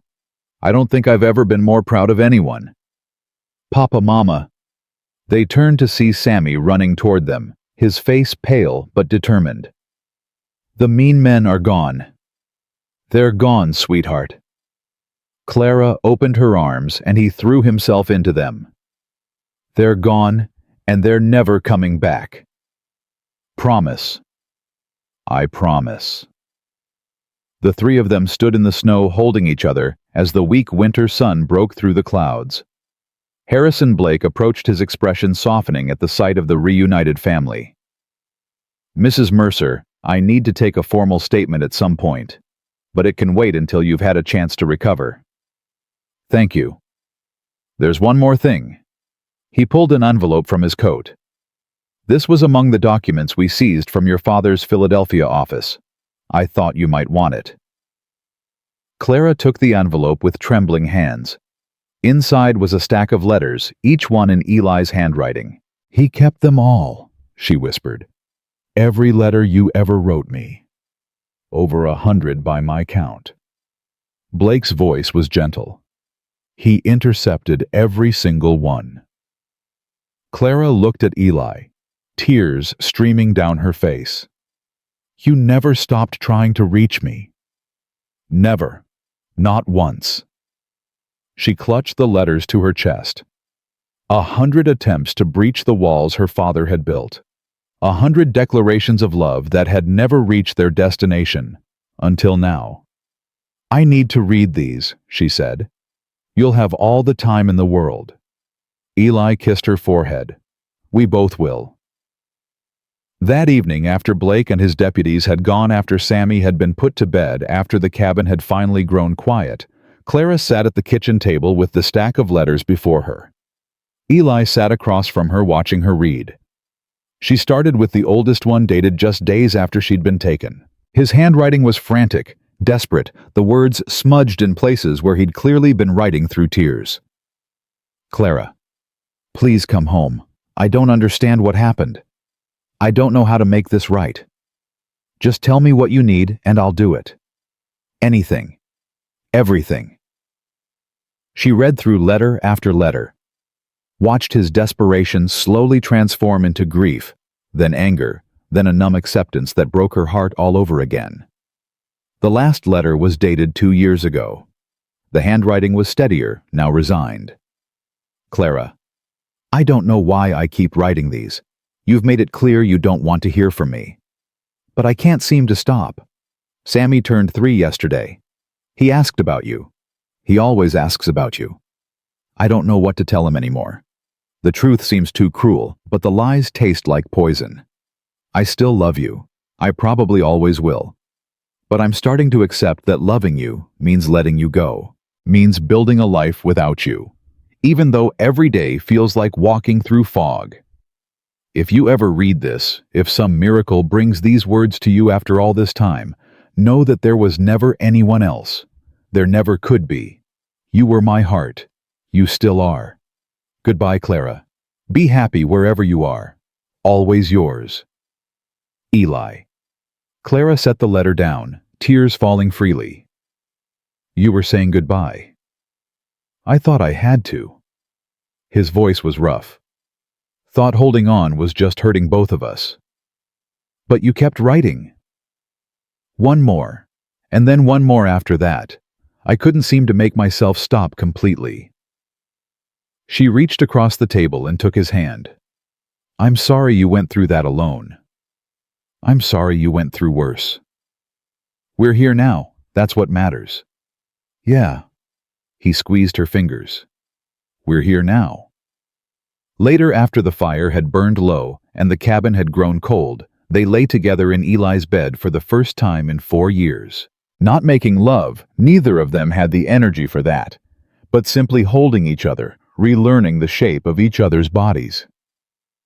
What happens now? Clara whispered into the darkness. Now we heal. We rebuild. We figure out who we are after everything that's happened. Together. Together. She pressed closer to him, feeling his heartbeat against her cheek. I love you, Eli Mercer. I love you too, Clara Mercer. He kissed the top of her head. Always have. Always will. Outside, the wind had died down, and the clouds had cleared. Stars blazed across the Wyoming sky, cold and bright and eternal. And in a small cabin on the edge of nowhere, a family that had been shattered was slowly becoming whole again. The weeks following Cornelius Thornton's arrest passed in a blur of legal proceedings, healing, and the slow work of rebuilding a life. Harrison Blake proved to be worth every ounce of faith Zeke had placed in him. He navigated the territorial courts with precision filing motions that stripped away every legal chain Thornton had wrapped around Clara. The forced marriage to Aldridge Harwick was annulled within days. The commitment papers to Greenfield Sanitarium were declared fraudulent and destroyed, and Clara May Thornton was officially, legally, irrevocably free. "There's one more thing," Blake said during his final visit to the ranch. "The matter of your father's estate."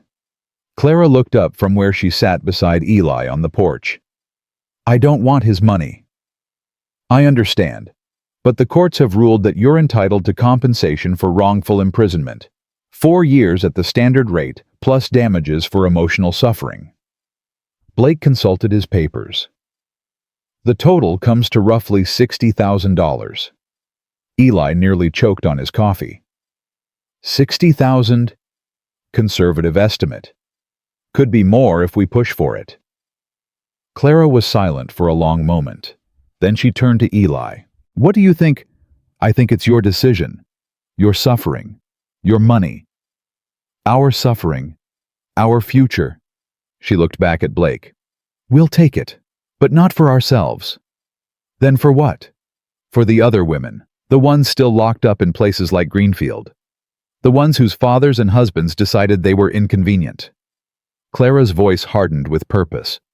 "Use half the money to fund investigations into private asylums across the territory. Use the other half to help the women who get out start new lives." Blake's eyebrows rose. "That's remarkably generous. It's remarkably necessary." She glanced at Eli again, and he nodded. "My father built his fortune by controlling people. I want to use it to set them free." After Blake left, Eli pulled Clara into his arms. "You're something else, you know that. Is that a compliment?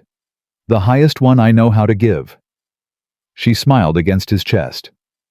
"I couldn't keep that money. Every dollar would remind me of what he did." "I know. That's part of what makes you remarkable." Sammy came running around the corner of the cabin, his cheeks flushed from the cold. "Mama, Papa, look what I found." He held up a bird's nest, abandoned but perfectly preserved. "The babies flew away," he said solemnly. "But they left their home behind." Clara knelt down to examine the nest, running her fingers over the carefully woven twigs. "Sometimes that happens, sweetheart. Sometimes you have to leave home to find where you really belong." "But they came back, right? The birds come back every spring?" "They do. They always come back." Sammy considered this. "Like you came back to us." Clara's eyes filled with tears. "Exactly like that."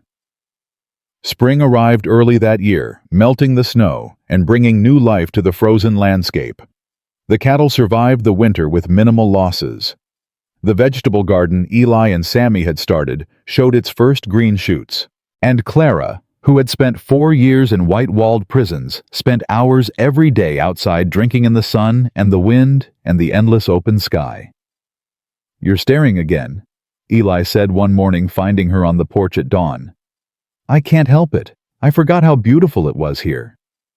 It's just dirt and grass and sky. It's freedom."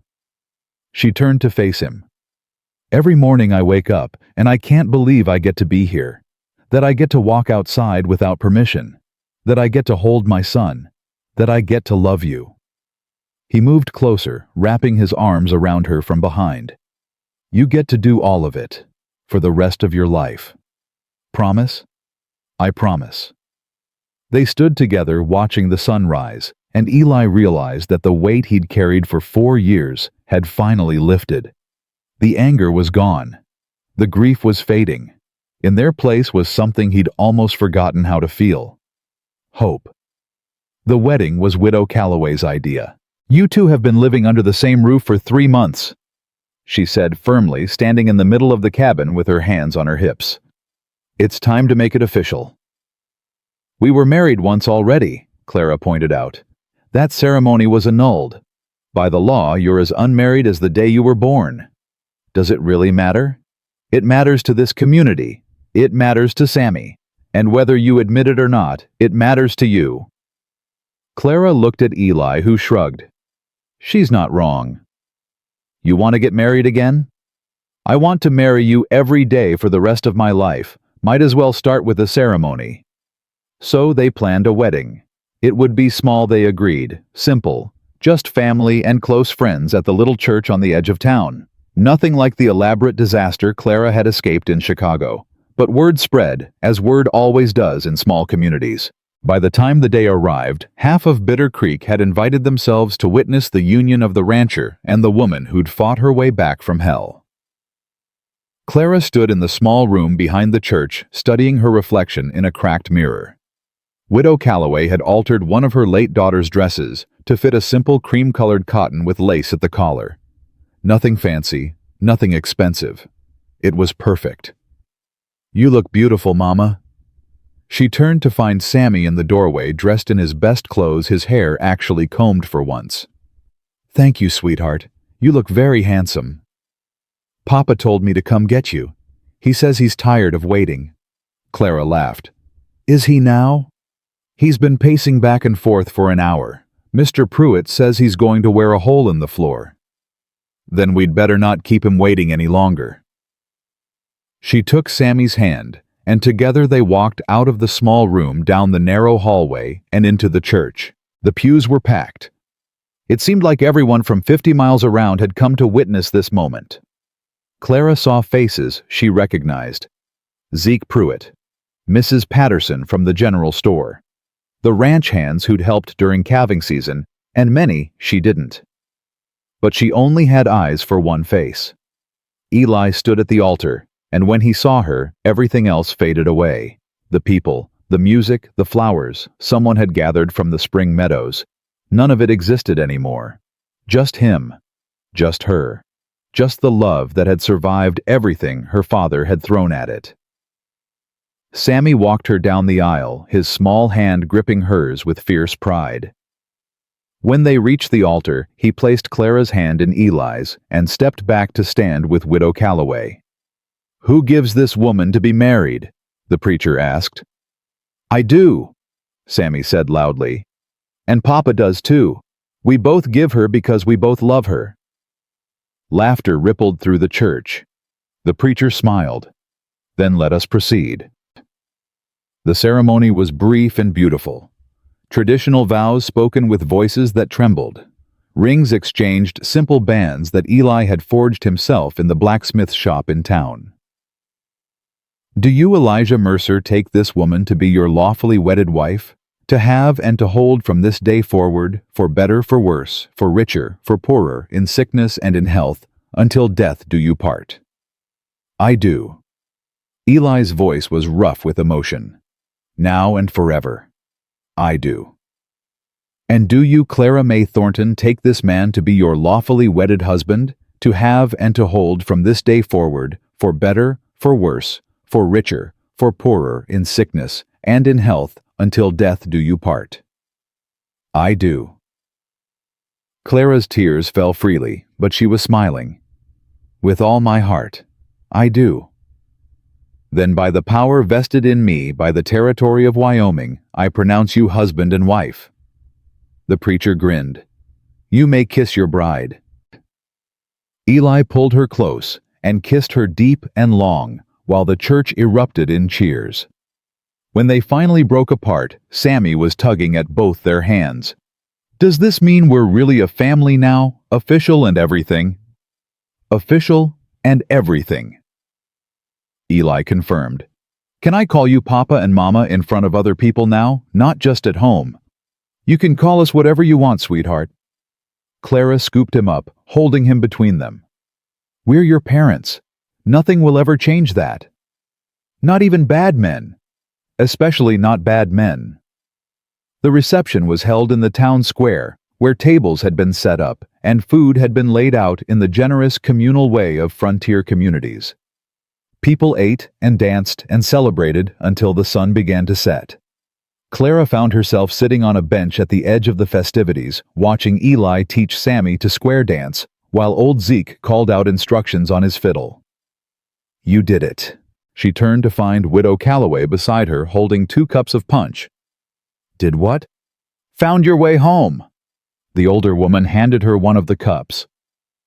I've seen a lot of women come through this territory, most of them broken by one thing or another. Husband's death, childbirth gone wrong, shattered dreams and harder reality than they bargained for. I was broken too. Maybe, but you put yourself back together. That's the difference. Widow Calloway's eyes were soft. My daughter didn't manage it. She let the prairie beat her down until there was nothing left. Watching you wear her dress today. She paused, composing herself. It felt like she was finally at peace. Clara reached out and took the older woman's hand. Thank you. For everything. The dress, the room when I first arrived, the support through all of it. That's what community's for. We take care of our own. I wasn't your own. I was a stranger in a torn wedding dress. You were a woman in need. That made you ours. Widow Calloway squeezed her hand and stood. Now go dance with your husband. You've earned a little happiness. Clara joined Eli and Sammy on the makeshift dance floor, and they spun together in the fading light. Sammy's laughter echoed across the square, and for the first time in 5 years, Clara felt completely, perfectly at peace. Later that night, after the celebration had ended, and Sammy had been put to bed at Widow Calloway's for the night, Eli and Clara walked hand in hand back to the ranch. The moon was full, casting silver light across the snow-dusted landscape. The air was cold, but clean, filled with the promise of spring. Happy? Eli asked. More than I thought possible. Clara leaned into him as they walked. More than I thought I deserved. You deserve everything, and I'm going to spend the rest of my life making sure you have it. I already have everything. You, Sammy, this life we're building together. She stopped walking and turned to face him. I spent 4 years dreaming about this, about coming home, about finding you and our son, about having a second chance. And now you have it. And now I have it. She reached up to touch his face, tracing the lines that 4 years of grief had carved there. I'm going to make it count. Every single day. I'm going to make sure neither of us ever forgets how precious this is. He caught her hand and pressed a kiss to her palm. I could never forget. Even during the years I tried to hate you, I couldn't forget what we had, what we were. What are we now? Better. He pulled her close. We're better now. Stronger. More grateful. We know what we almost lost. That makes everything sweeter. They walked the rest of the way in comfortable silence, arriving at the cabin just as the moon reached its peak. Inside, the fire had burned low, but the warmth lingered. Eli added a log, while Clara moved through the familiar space, touching objects that had become dear to her. Sammy's wooden horse on the shelf, the quilt she'd helped make during a long winter evening, the stack of letters Eli had written that she kept by the bed and read every night. I have something for you. She turned to find Eli holding a small wooden box. What is it? Open it. She took the box and lifted the lid. Inside, nestled in fabric, was a ring. Not the simple band they'd exchanged at the ceremony, but something more elaborate, a delicate silver band set with a small green stone. It was my mother's, Eli said quietly. My father gave it to her when they married. She gave it to me before she died, told me to save it for the woman I loved. Eli, I should have given it to you 5 years ago. I didn't because we were young and poor, and I wanted to buy you something new, something that didn't carry someone else's history. He took the ring from the box and held it up. But now I understand. History isn't a burden, it's a gift. This ring has survived heartbreak and death and loss.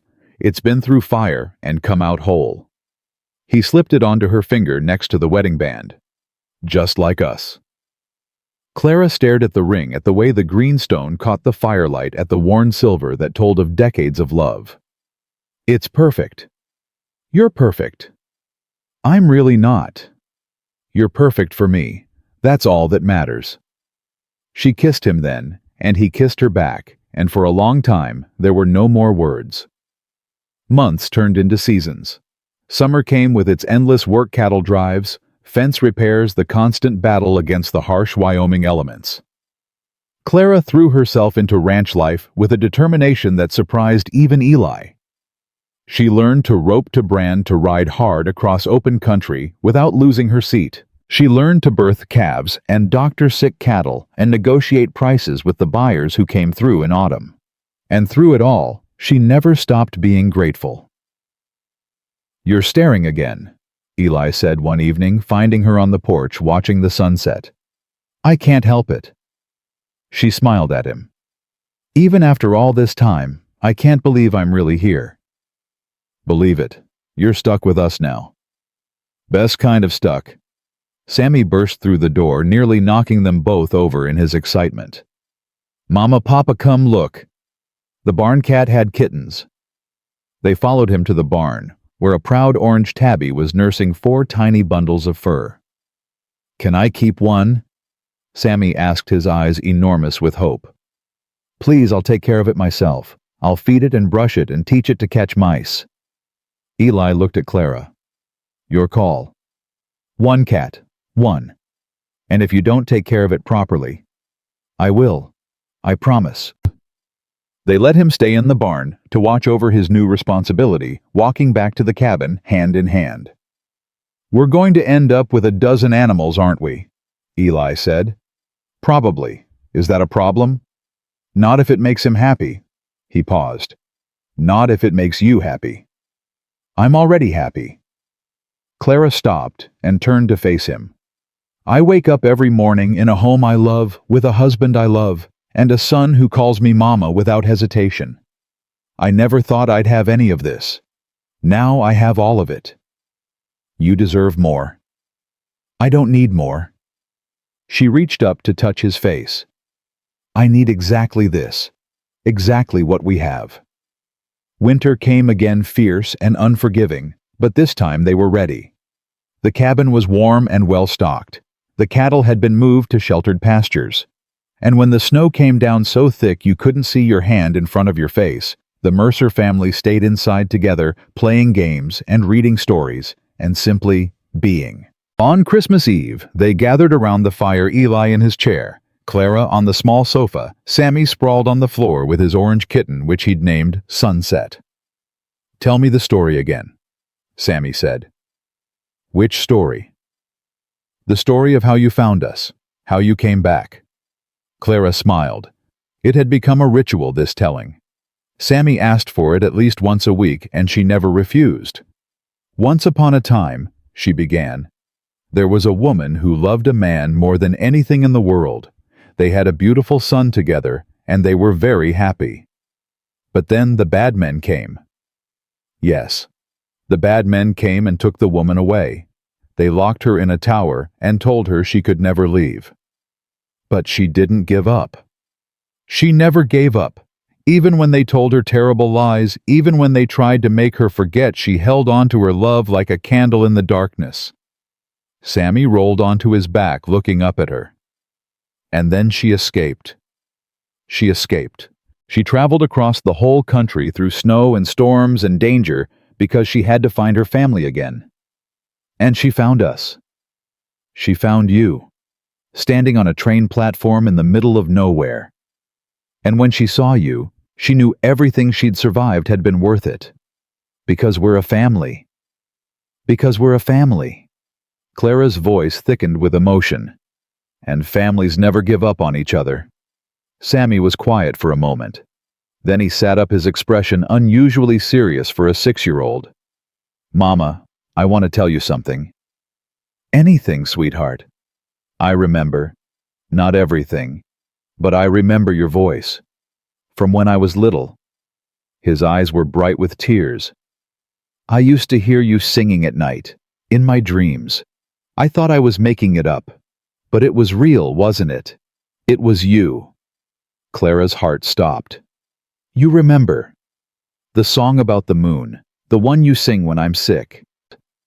He began to hum, slightly off key, but unmistakably the lullaby she'd sung to him as a baby. The lullaby she'd sung during his fever.